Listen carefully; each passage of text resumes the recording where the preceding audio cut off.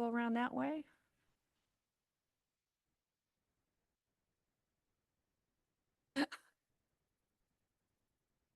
Hello, I am Christy Macaro. I work in the district office. I'm the communications director and also executive assistant to the superintendent. We have our new superintendent here. Um, but yes, I do all the Parent Square newsletters and I've been here before. So if you have any questions or any concerns, anything on the website that looks wrong, please email me at info@sw.wednet.edu. My name is Danny Barragan, and I have 2 kids here at the school.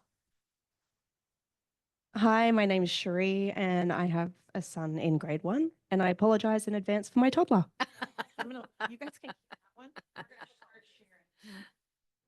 Becky and gotta get closer. Oh, yes, you are the one in charge of this. Hello, I'm Jackie, and I have a daughter in 5th grade Miss Careers class. Hi, I'm Brooke. I have a daughter in 3rd grade, and I'm also on the school board. I'm Nikki, and I have a 3rd grader and a 5th grader. I'm Amy. I have a 4th grader, and I also sub here as a paraeducator. I'm Todd Williams, and I have 3 kids in the school district and 3 kids in this building right now. Normally, I only have 2. I have a 2nd grader, a 3rd grader, and then Kennedy here is my 9th grader who wanted to meet Becky, so she came along. And Kennedy's going to introduce herself. I'm Kennedy. I'm the 9th grader. I'm Lauren, and I have a 2nd grader. I'm Shyla, and I have a kindergartner and a junior, and then my oldest daughter, who's now in college, graduated from South Whitby.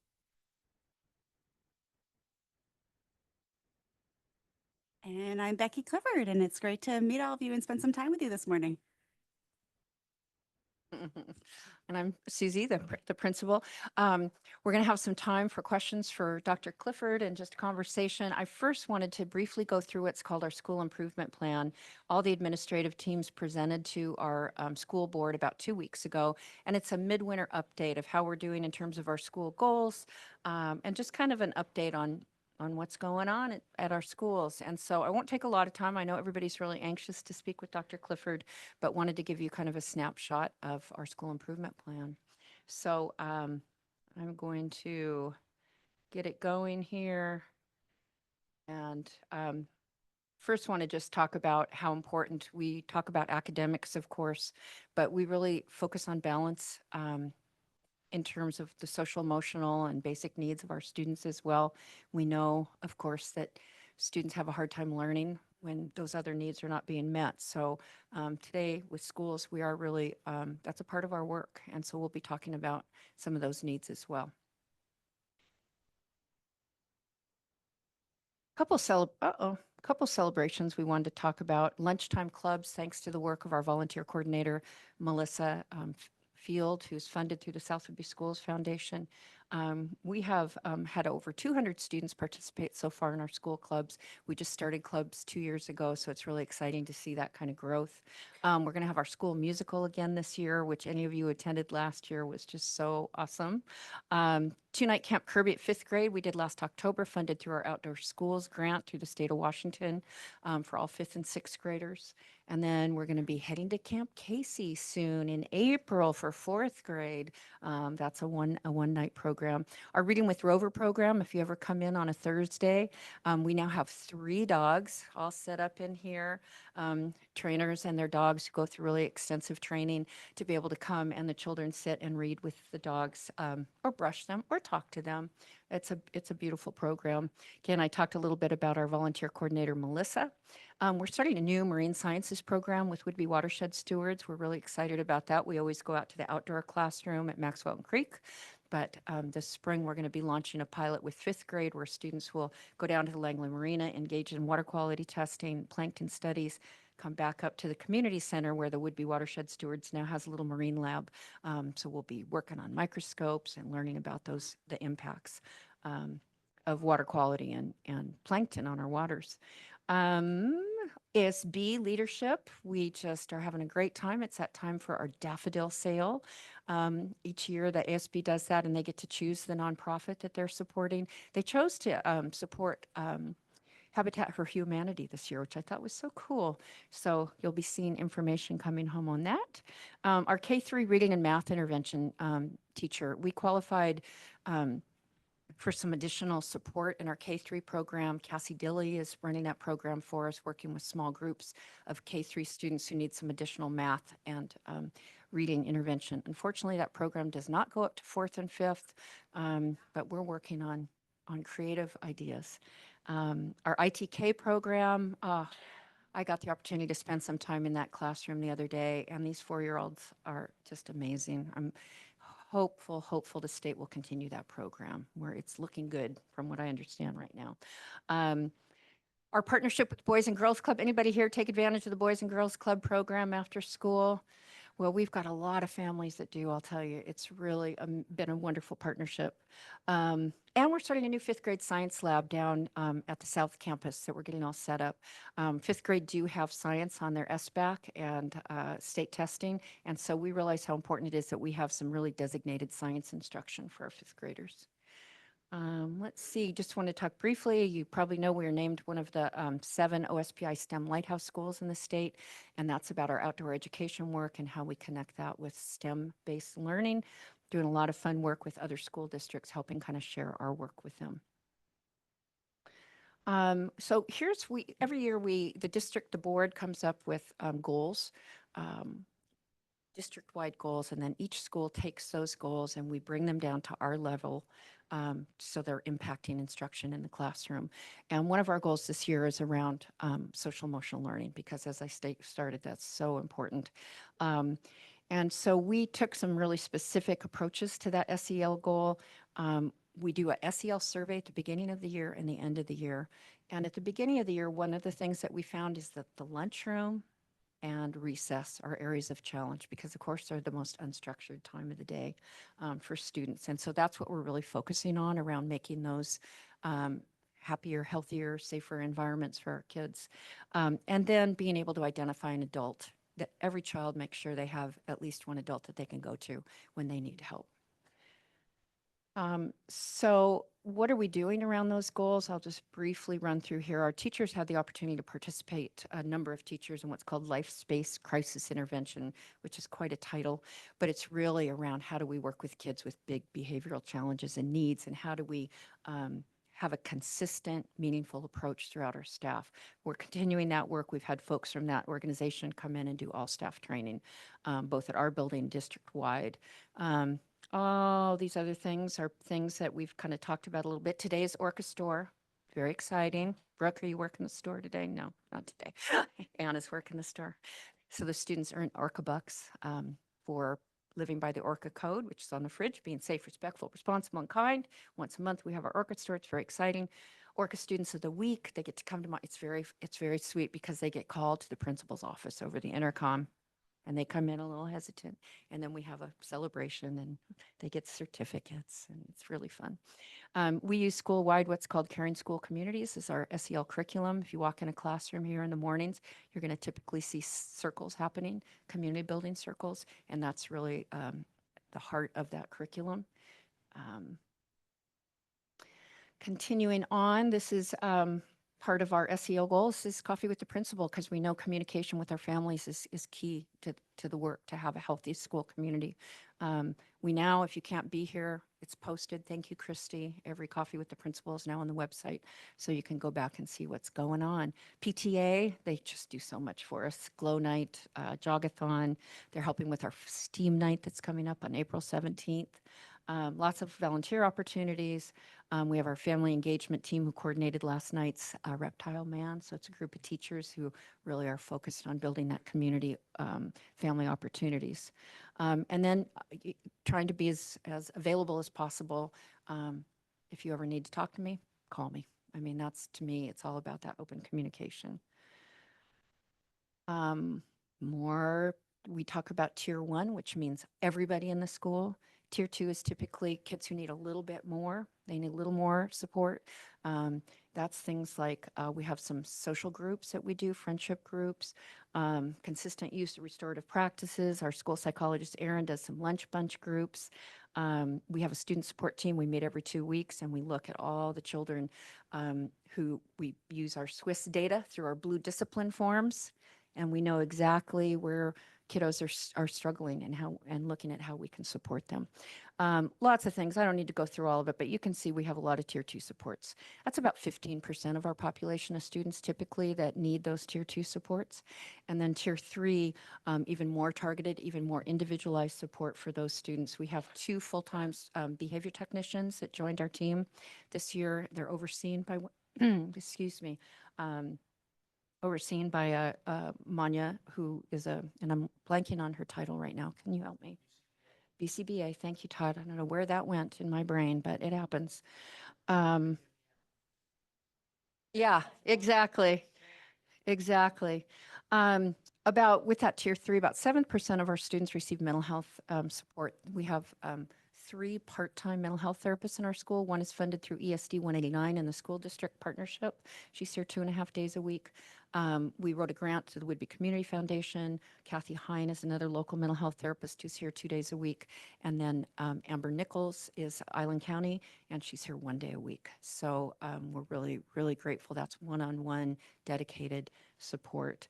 Then about 8% of our students receive 17% receive special education general services, but that could be anything from speech support, academic needs, but of that 17%, about 8% of our kiddos receive that deeper level of behavioral support through special education services.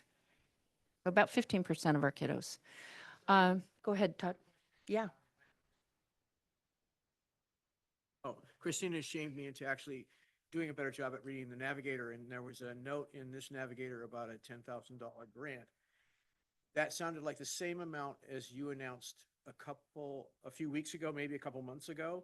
Is that the same thing, or is this an additional 10,000? It's the same thing. We're kind of just republicizing it right now because the Whidbey Community Foundation came in, did a site visit with us, and wrote that lovely article. So Okay. we're just kind of restating it, but I wish it was another 10,000. That's what I was hoping for. Yeah, me too. Again, Swiss data, and I'm going to stop even if I'm not done because I want you to have time for Christine in 10 minutes, okay? Is everybody good with that? Did I just call you Christine? I heard Christine. Swiss data is a really important part. You've heard about the blue slips. You get a blue slip, we enter it into our system. It can be for anything from physical aggression to defiance to disrespect. We enter those in. Our student support team looks really closely at that data, where it's happening, when it's happening, who it's happening with, and then we dive deeper to support those kiddos or to look at our playground. As an example, we have one more person out on the playground this year than we did last year because we know that's such an important thing to have that coverage. Check in, check out is a really specific intervention strategy. We've totally revamped it this year where a student who needs that extra level checks in with a mentor in the morning, goes about their days and can earn points, and then checks out in the afternoon. Works great for some kiddos, not all. More kids who really crave that adult one-on-one interaction is where it's most effective, more externalized kind of behaviors. This is an example of our Swiss data. You can see we've got 24-25 is in blue, 23-24. One of the things I'm most excited about is to look at the difference in that classroom on the far left. That's referrals. Discipline referrals are down so much because our teachers are really taking on more of when a problem occurs in my classroom, I'm going to deal with that. Sometimes one of us will go in and cover the class so the teacher can have that restorative conversation with the child.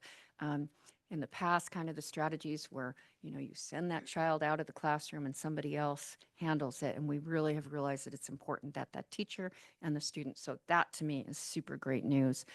Playground, we're only halfway through the year. So, playground, we still are working that. But you can get a sense of how we use this data. Yeah, this is some of the good news. We're really seeing a decrease. We don't have many kids on check-in, check-out right now because we've revamped it, but we are definitely seeing a decrease in their referrals. Cafeteria, do you see that light behind those two smiling guys? We it goes, we've got it programmed. So if green light, we're in the right zone, noise level wise. Yellow, we're getting up there. And red, we kind of get on the microphone and say, hey, look at the stoplight. We got to bring it down. So it's been a great visual reminder for kids. We're getting some new, we've been working on this, some new positive rewards for classes that are doing a great job in the halls, doing a great job cleaning up their areas. So working on those positive interventions. It's an ongoing, it's ongoing work. Again, just current recess interventions. We've established a zone, so every area is covered by one person, and they walk a path within that zone. And we're seeing some progress. Gaga ball and soccer and wall ball. Whew, that's where the majority of our playground, the adrenaline gets rolling, and our little ones don't really have all that self-regulation figured out yet. So that's a big area that we're working on. At our staff meeting last week, each grade level teachers identified one concern with their grade level on playground. So 5th grade did soccer, talking about how we keep our cool during soccer. 3rd grade did something about chasing. Where's the difference between chasing and tag? So we're we're really targeting how we talk about needs at recess. And then our older mediators, which is a really cool program. Second goal is around math. Math, we were on a call last week with Superintendent Chris Reichdahl, who's our state education superintendent. And he talked about elementary math. It almost made me feel a little better that this is a challenge across the state and across the nation right now. And we're really digging in and trying to figure out how do we best support our kids. And, you'll see from the data, I mean, we're making growth, but not the growth we'd like to see. So that's a big area for us. We've set a lofty goal that 65% of our students will meet or exceed their grade level expectations by our final iReady diagnostic assessment or other diagnostics, improving from 56% at the end of last year. This is a winter comparison to our fall 24, winter 25. You can see we've made some growth. We went from 17% being at or above to 34% in our winter diagnostic. It's growth, but it's not what we want to. It's not what we want to see. That yellow zone, we call it the land of opportunity. Those are children that are almost there with some extra supports.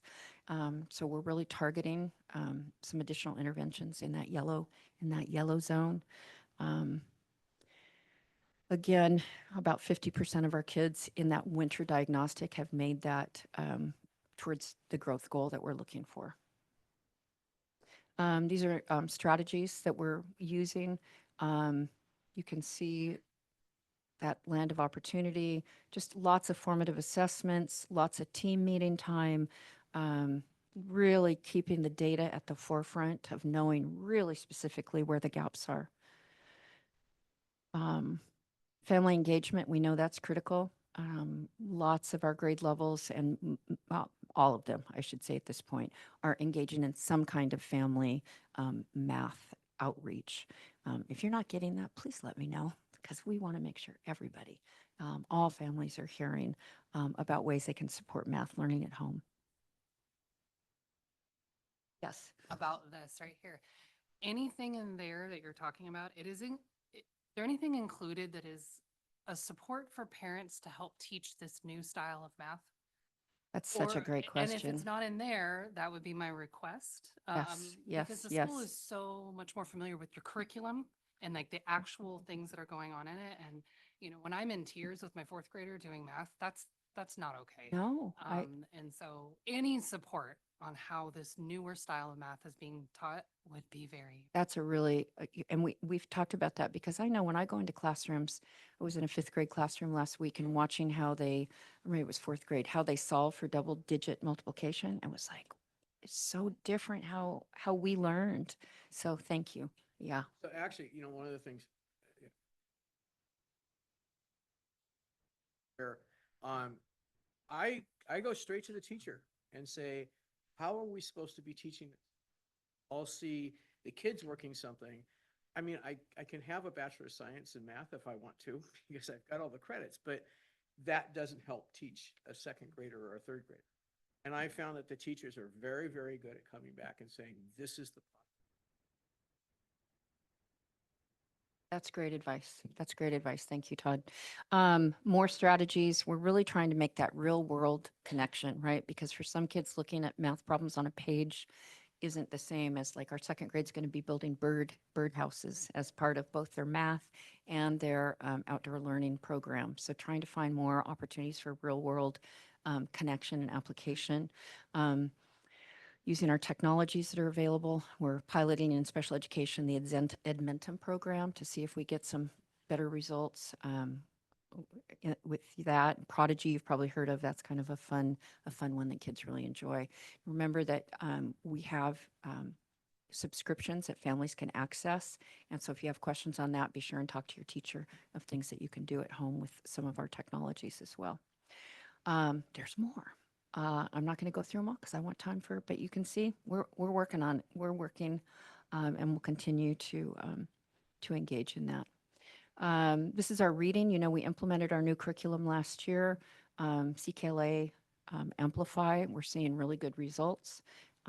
It's really, really amazing to go into classrooms and watch kids learn to understand sounds and to work with blends. It's a really, that science of reading is a powerful instructional tool. Again, we've got 72% of our kiddos making that their progress towards their individual growth goals mid-year, so we feel good about that. Yes, yes. You know how you guys moved the, Yes, yes. that be possible to also move these tests?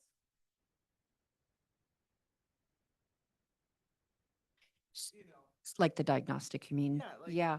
Let me check on that. I'm honestly not sure, but I will do some checking. Thank you.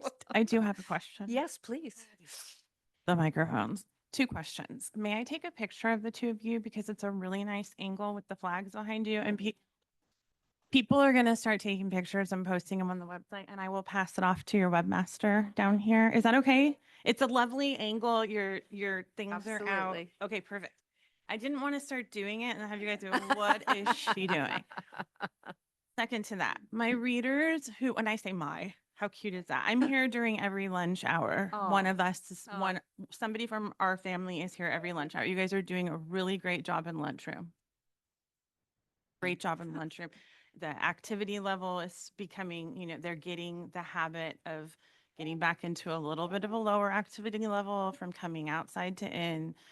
They're doing great. That light is adorable. The sound, sometimes it's music, whatever it is, it's really working.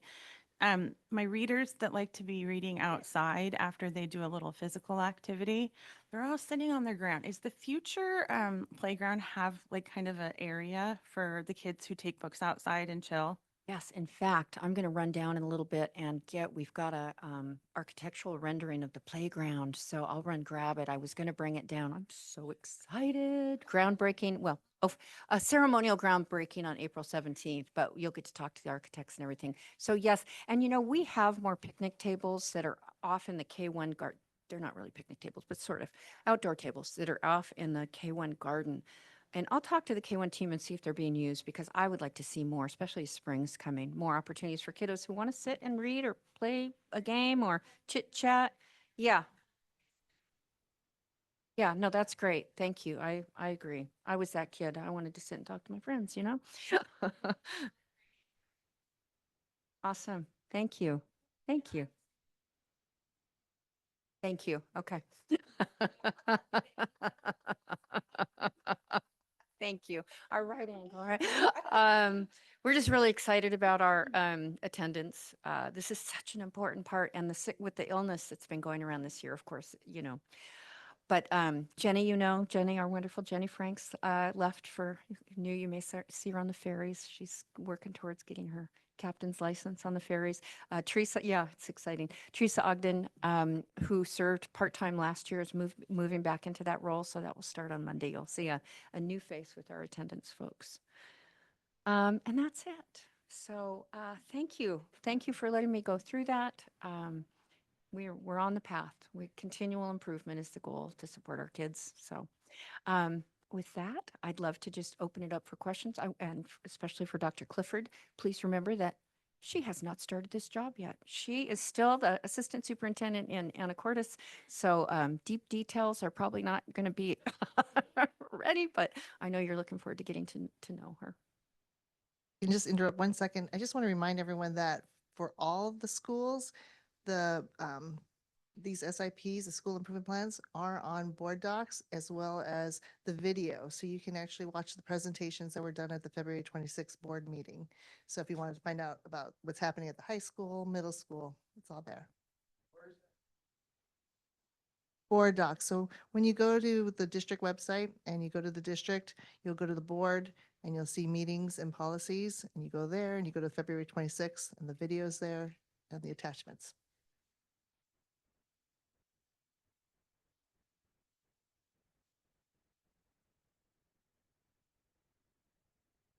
I have to get used to these microphones. We have different ones at our district. These are fancy. I just want to thank you all for, thank you, Susie, for inviting me to this.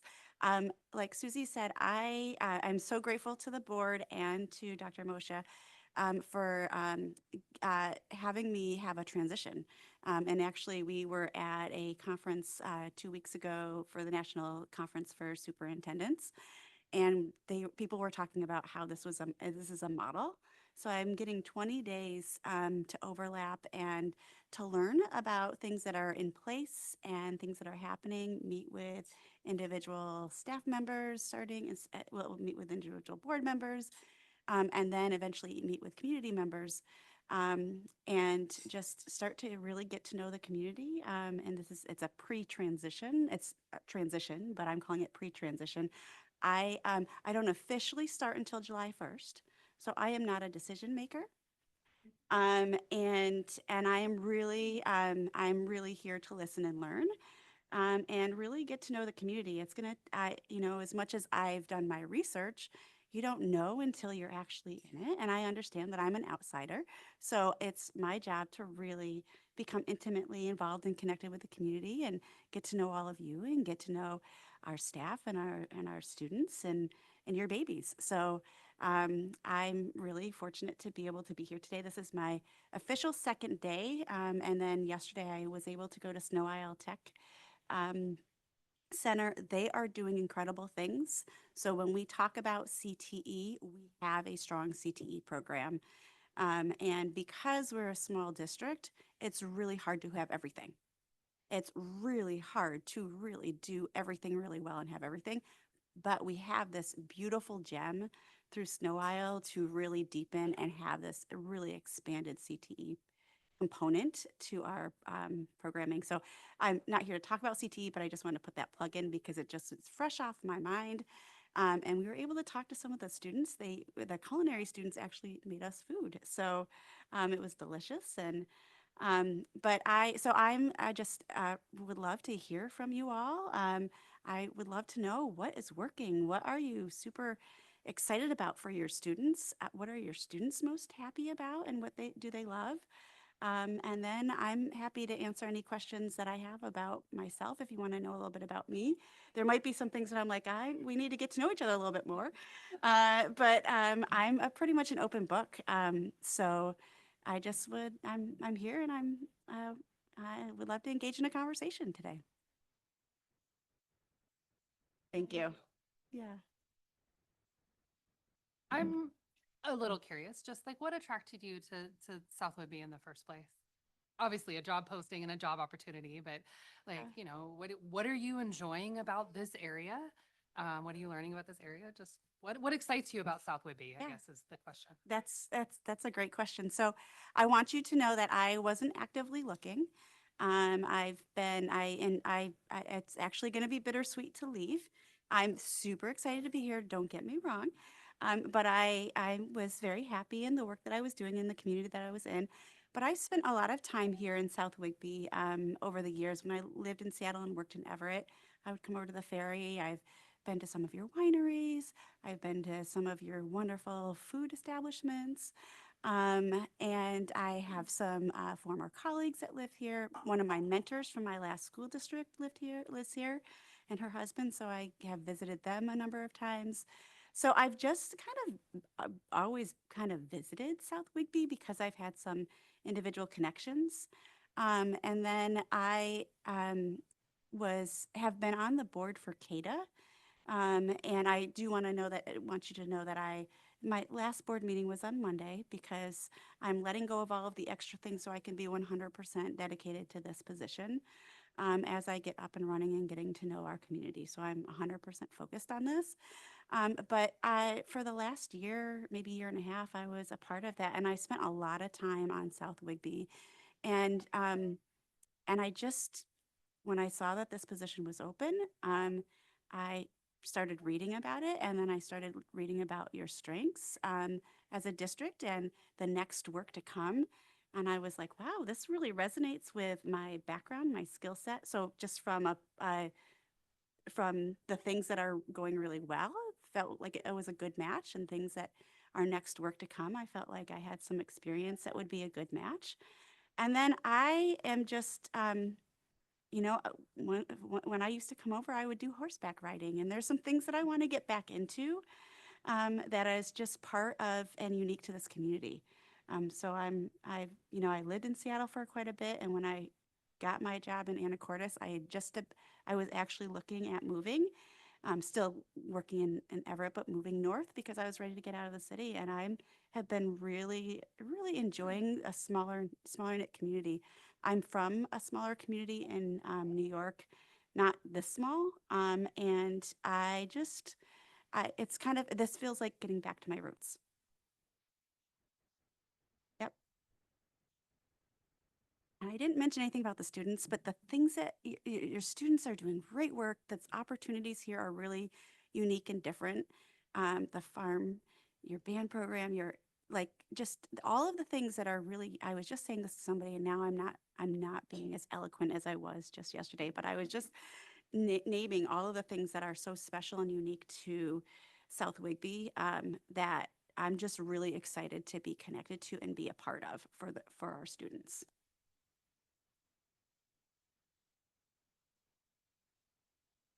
So I think in talking to people around, there was a lot of excitement, including that you seem to have a fairly strong SPED background. I can look around the room and a number of people who probably have a general feeling the same feeling. How do you feel that background is going to be reflected in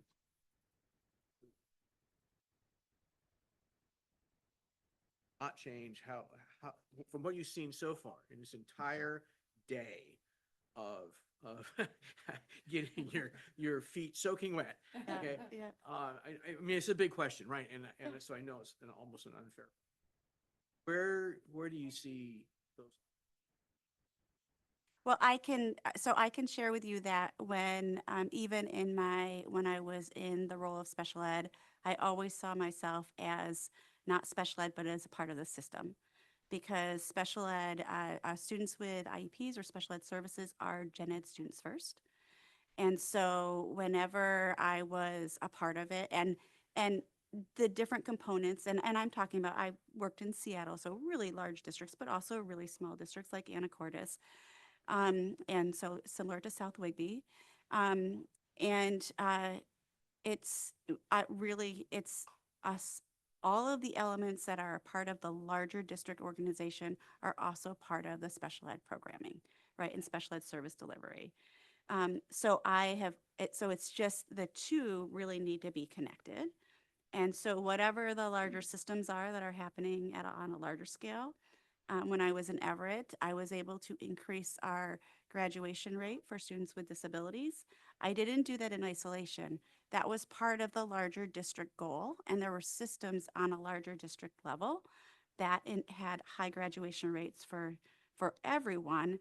And I then said, how are we as a department and as a school district organization leveraging those resources and that system within the system for everyone, and making some really specific targeted steps around students with disabilities. So it wasn't doing something separate and different and isolated.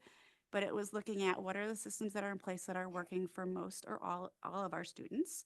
And then how are we having coherence and alignment so that our practices within special ed are supporting and trying to minimize or reduce that gap, right? And improve outcomes for students. And then sometimes, you know, every single district that I have worked in, special ed is really hard. The requirements for it from the federal and state requirements are clunky. It's hard for parents to navigate it. It's hard for staff to navigate it. So, so every single district I've been in, there have been some challenges, whether it's procedural or having programming or having the right fit of people. And everybody, what I can say is everybody works really hard. Everybody is there for the right reason. And I still need to know more about the strengths that are happening in South Whigby. I'm just talking globally now and based on my experience, the strengths that are what we have in South Whigby and what are our first next work. When I came into Anacortes, the staff were craving professional development, and we had really good people, but we didn't have the right supports to provide the professional development. And so staff were just like soaking it up like a sponge. So it wasn't that there wasn't talented people. It wasn't that but the things that we needed to tweak, it was just we needed to say, oh, this is what you need. Let's get it for you. Funding is always a challenge because special ed is underfunded. But there are ways that you can be really fiscally responsible and make really good decisions and invest in the right ways to then have the return on that investment. So I think it's really about finding out what our strengths are as a whole entire system, what our strengths are within our special ed programming, and then figure out what are those next steps to support. And that's that's the steps that I would take. And I don't do that in isolation. That's really about working together as a team. We've got people that oversee and kind of take point in special ed. So supporting them in that process, there's lots of different ways that can happen. And I'm interested in figuring out where we are right now to figure out what the first steps are in that. You know, like I said, special ed is always a struggle in districts. And what I can say is that I know that it has come. You have made progress, and there's still more to go, right? And we can say that for every aspect in the district. For any district, right? There's always more you can do and refine. But I do know that one of the things that I brought to the table that was kind of a defining thing was my special ed background. And so that's what I bring. I've been able to come into districts and kind of see where the strengths are and build off of those and find out and work together with the team to collectively work on, okay, what do we want and what do we need to do to move forward. And when I say team, we also need to hear from, it's not just staff, but families and students and all of that in our community. I want to make a really important point that nothing is ever a silver bullet and it takes time. So I just hope that you give all of our team grace and time to be able to do this really good work. But this is not more of a passion than mine, but it's definitely an expertise. So I can bring that with me. And I look forward to partnering with everybody and continuing to deepen our practice for students.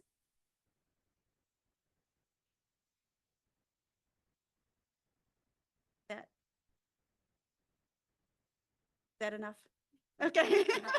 Do you sometimes I talk too much. I can be a talker. Right. Yeah.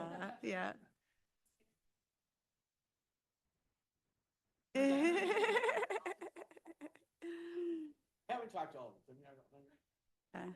Yeah. So in that special ed thing, because obviously that's a hot button for me. Okay. There's both a reactive and proactive approach, right? And I would say that for me right now, I'm in what I would call a reactive approach. I'm a parent who's trying to learn and trying to understand and very honestly trying to influence some of that. My most immediate view is at the elementary level. However, when I don't know if you know, but a number of us were in a meeting long before your name was even thrown into the hat with the search firm, where they had a special meeting for the special ed parents.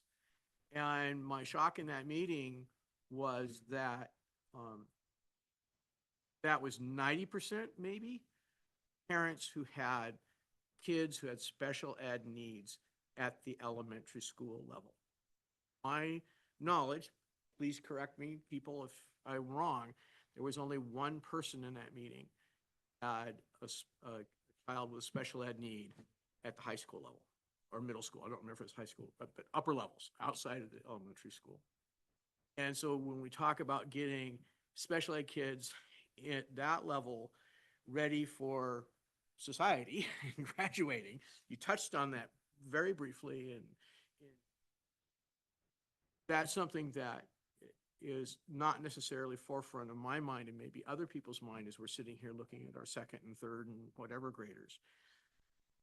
And so what can you bring in that proactive approach to help us out so that we don't have to be reactive when we get to the middle? Does that question make sense? I hope. Yeah, it does. So I mentioned graduation because even when in my past, when I was in elementary, and back in my last 5 years, I've also been a part of IEP meetings. But when I'm at the elementary level, I also have to remember that we're planning for today and we're planning for the future for students. Those IEPs might be for 1 year, but it is for the future. Because every year, just like for every grade level, is building on to the next. You have a high percentage. That was one of the first things I said to Susie. She has a high percentage of special ed at the elementary level. So that means that you have a higher portion. And so I feel like I'm going to be dancing around not making any commitments right now. And I want to name that. It doesn't mean that I'm not committed to the work. I just want to be really cognizant of in day 2 of not making any decisions, because it's without really being engaged in the process. It takes a bit of time to really unpack and listen and learn. And through that process, then you start collectively coming up with ideas that make the best sense. And everybody can be a part of it. So let me think about how a different way of answering this so that I'm not making a commitment on behalf of South Whigby right now. So I, in the past, in another district, when we were working on we were in a reactive place. And so there were a couple of things that we did. At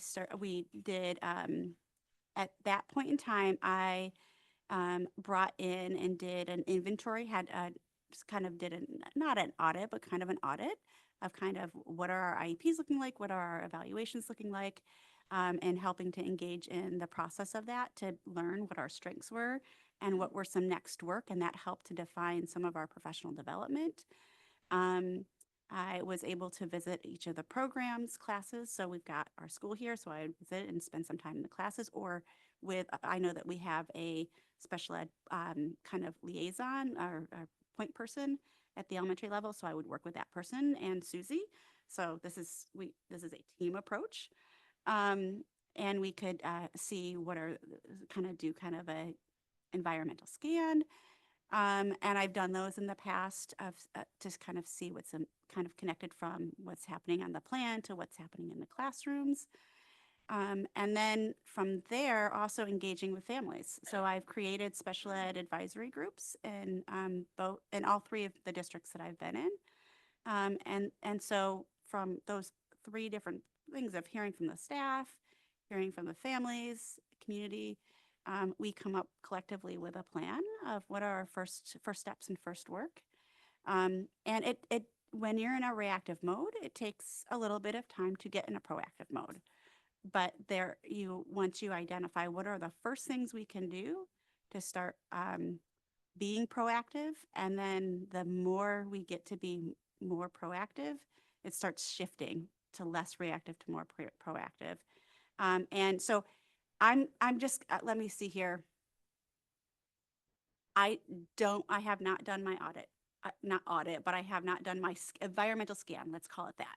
Because I don't want to make it a negative thing, because it's not a negative thing, but it's an environmental scan, right? I have not done it in special ed here. But some of the places when I have been in, our staff just needed professional development on the paperwork and how to engage in the conversations in an IEPT meeting. And just because of that conversation and being able to help build an understanding and engage in different conversations, it helped to build a collaborative conversation, to help to build partnerships with parents. And that helped to see different, and that helped because what they were doing in the classroom was brilliant. But there was a disconnect in that communication. That was one thing that I've seen in the past. I don't know. And again, I don't know. I'm not talking about South Wigby, but that was one thing. Sometimes I've had where we, especially in smaller districts where we don't get to have a lot of different programs. And sometimes having a lot of specialized programs is not necessarily the right thing. But when you have a program that has a lot of different, you're serving a lot of different needs, then you need to make sure that your staff are equipped to support that. And then the environment in the program has the right resources, tools, and equipment to support that. So it might just be like simply kind of pieces like that. It might just be that staff haven't had training. In my current district, we are 18 to 21, our secondary transition plans in the IEP, and I'm talking about high school because this is a real live example. But our transition plans were missing some key elements. It was just because they didn't have the training. We'd never trained them. We connected with a Center for Education and Transition in the state, which is a free, but it's through I'm going to say it wrong, City University, that's not correct. But it's a state-funded kind of organization, and they help us monitor for our secondary transition work and outcomes. And they did a 6-series session with all of our high school folks, so that now when they're writing their IEPs, they know all the different components to put in those transition plans, and we don't have challenges with the state. The state gives us a report card. I call it a report card. So every year we get an annual kind of number, and it shows us where where our strengths are and where we have areas. So that would be the first thing, is that, and I've actually kind of dabbled in it a little bit, but looking at where is our data telling us? And then those are different ways. It could be just how we're engaging and how we're developing paperwork. It could be that we need the right tools and resources in the classroom. It could be training and support. So those are different things that I've had in my experience in my last. And so it's identifying what is working and what are our next steps, and then taking steps towards that. And as we put those systems in place, then you'll start to see some proactive experiences rather than reactive. It takes time though. So I thank you for giving me a minute to walk through that, because this is a very interesting line to be in, where I'm trying to answer questions based on my experience and also not committing to anything here in the district quite yet. It's a very familiar line for me, so thank you. Sure. Yes. Okay. Thank you. I just want to practice my active listening skills here. Of what I'm hearing, and there's a reoccurring theme that I'm hearing, and I'm loving it. And I just wanted to let you know is there's a lot of focus that you have on professional development, tools, resources, making sure that the people that are taking care and educating these kids have the scaffolding and the things needed. I love pointing back to a training issue, because most of the time it's not actually a person issue. It's a lack of training, experience, scaffolding, whatever. So I'm hearing that from you. And that is really encouraging to me, that you're looking out for ways to make sure that everybody has the tools. I second that. This job. Really close to my I had a microphone. personal experience. I'm a sub-para, and not all the training was previously offered for subs that is offered for paras. And recently I got the experience of the right response training. And I'm so grateful for that. I know investing in subs is tricky financially. And so but I feel better equipped now to be here and fulfill a job. And so I'm really appreciating that language in you right now. And also the tapping in language. I hear it on every level, kind of tapping into what elementary needs, tapping into what middle school needs, tapping into what high school needs. Regional centers and things like that, working with the 18 to 21 transitions, but knowing what to expect in high school, getting those goals in the IEP at that point so that you're working towards those transitions in regional centers and larger areas that transition special education out. But that tapping into the resources on different levels. And of course, like, we're not scared of the word audit around here, but you can say it however you want to. You know, it's a good word. It's, you can say audit, we're okay with it. At least in this room, we are. Yeah. Taking stock or however you would like to say it. But yeah, I'm really hearing a lot of positive things about writing the line. Of course, you don't know our kids yet or our teachers yet. And we're all going to be super protective of all of them. So, and we do let him speak for us a lot, but we should also say that, yeah, I'm hearing that theme of tapping into the resources for whomever is in need of them. And sometimes that link in this small community, when people like to be isolated and loners, can be hard. So it's really an important link. So I like that too. I second your. I want to call attention to something you said about taking what is working for gen ed students and making that accessible for and working for special education students. My daughter is not in the special education program, sorry.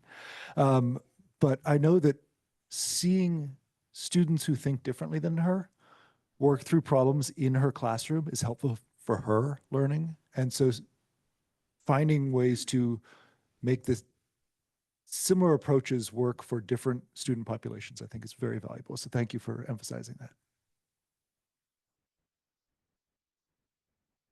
Wanted to ask, do you have any plans on how to deal with the Department of Education? Oh, that's. I'm actually going to take that one because that's more my role as a board member. Can we just acknowledge? Yes. I know. Yeah. Yes. Let's just acknowledge. Thank you for As coming. a young person, saying a hard question. Thank you for coming. Bravery and knowledge, like knowing that this could affect you. I am, every time I interact with students, particularly at the high school level, seeing how engaged you are and how knowledgeable you are about what's going on and how much you care about what's going on in the world around you makes me feel better about the future. So let me start there and then go on with even there's good news and bad news with what's going on, what's been executively ordered right now. The bad news is there's going to be some pain. The bad news is we need coordination between the states, particularly for students who move from state to state, military families in particular. We need all the districts to be on the same page. So that's going to be problematic. From a financial perspective, in Washington State, the average school district gets about 6.3% of their funds from federal funding. So the funding issue isn't a huge deal, particularly since the parts of the Department of Education, even if it's eliminated, which is unconstitutional and should not happen.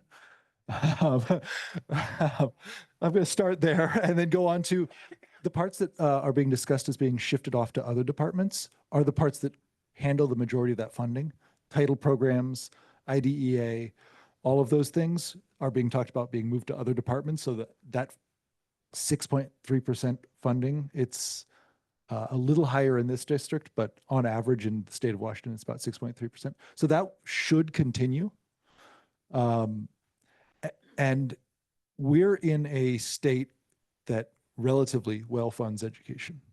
I complain about it a lot, but relative to other states in the union, it's very good. Sorry, and I'm going to follow the same trap. Individuals with Disabilities Education Act. Got it. So basically that's where special education funding from the federal government comes through. And I was getting to, so our state, despite the challenges we have with state funding, does a very good job of backstopping some of that federal funding. And I'm not going to say we were prescient looking ahead and ready for this, but the fact that South Whidbey School District has a fund balance, a healthy fund balance right now, means that if it's almost, it's about 8% here. If that goes away, we can withstand it for several years. It would be very painful for the district. It would take away a lot of our flexibility of being able to get the new playground equipment early and have it ready to install when the workers are ready to install it, or being able to revitalize the gym at the middle high school immediately before the insurance money comes in. We were able to do that because we had a healthy fund balance. So if it comes through that we have to spend some of that to backstop, to cover loss of federal funding, it will mean less flexibility for the school district, but we can get through it. I'm more concerned about what it means for students in other districts in the state and other states in the country. Mention something. It's not going to affect the school budget, but it's something potentially that is going to drastically affect the students. Is like someone like myself who's on Social Security disability income and being told that we may not get paid. There could potentially be a number of students without funds for food or rent or housing. And I know we have a lot of programs on the island, and maybe like the school putting out a letter with just links to all those resources to get people through until they, if it doesn't come in this month, or maybe it happens next month. But I think proactive towards the parents and knowing that, and there's a potential that also the school could lose students because now, like, we have to move because now we can't afford to stay here. So.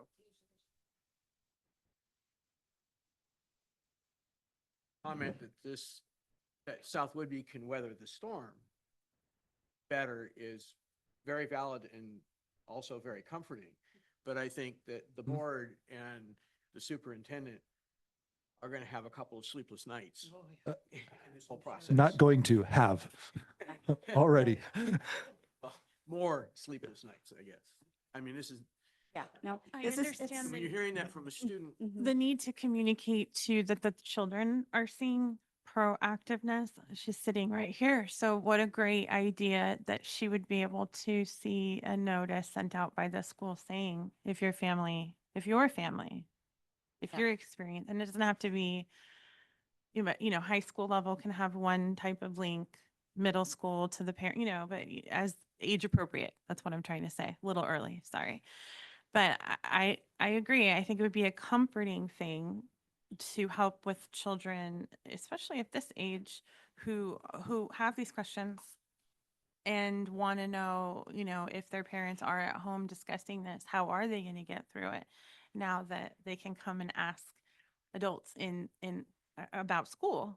How is it going to be at home? I think that's a nice suggestion. And I think I agree. I think that's a great idea to be proactive about getting out a note about the supports that are available in the community. I also want to touch on something you said, that these numbers are great. These facts and figures, knowing that there's a fund balance is great, but it doesn't mean that there isn't mental health effects to the chaos, to the uncertainty. And I want to acknowledge that. It's been stressing me out personally. I've had waves of depression. I struggle with depression in my day-to-day life, and I've always been very upfront about that because I think it's important to call it out as, look, you can be a functioning member of society and struggle with your depression all at the same time. But I want to acknowledge that this is affecting parents, guardians, students, staff, administrators, board members, community members. It's wearing on everybody. And that is almost as important, if not as important, as knowing that there's a fund balance here that this school district can weather the financial impact, because it's still weathering the social emotional impact. And so that's why always happy to see the emphasis on that social emotional point in the school improvement plans. And I know that it's going to be especially important at the high school level and the middle school level, where the students are starting to understand why their things are tense around them, whether it's in the family, whether it's in the school, whether it's in the community. Starting to understand that it's like I said, my daughter is in 3rd grade. She knows that daddy's stressed. She knows that when daddy's stressed, he can be short-tempered. I know, surprise, right? And I apologize to her when it comes out. But when the students start to understand why, being able to address that. And so maybe there's something there where the school board can do something about talking about what the district is doing. Maybe 2 students.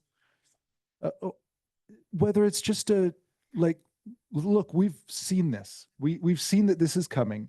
Here are some of the steps we're taking. And we've been doing some of that at the school board meetings, but maybe getting into the schools to talk to some of the students about some of that might be helpful. I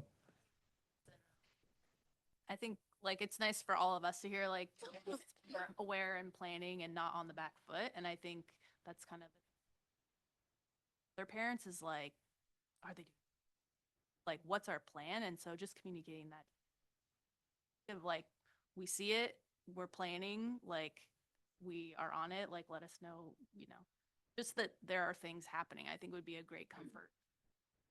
I know they are, but not everybody does. Wanted to just see if we can wrap up. Maybe if there's one more burning question. Dr. Clifford does have other meetings to get to, so I want to. I don't really. So you had mentioned about like being on Social Security, aware of like all the nonprofits on South Whidbey. Okay. I will be No. okay, but my concern is I'm probably not the only parent gonna potentially lose a huge.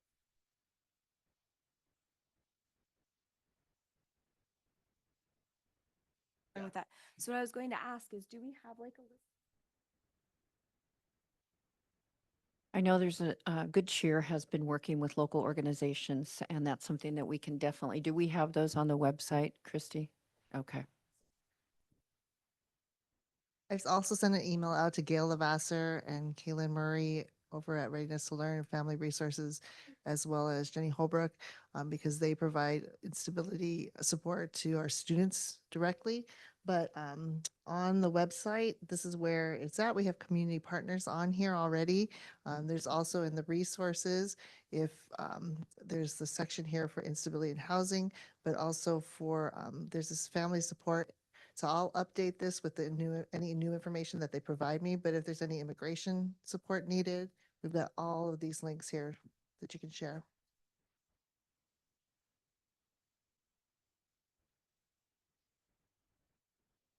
Oh, there you go.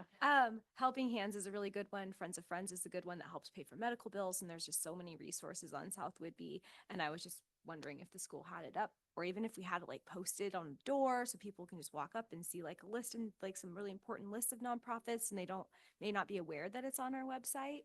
Whidbey Community Foundation website. Yes. also Yes. has, Whidbey Community Foundation it's has probably all where a of lot of them. this information has come from. Yeah.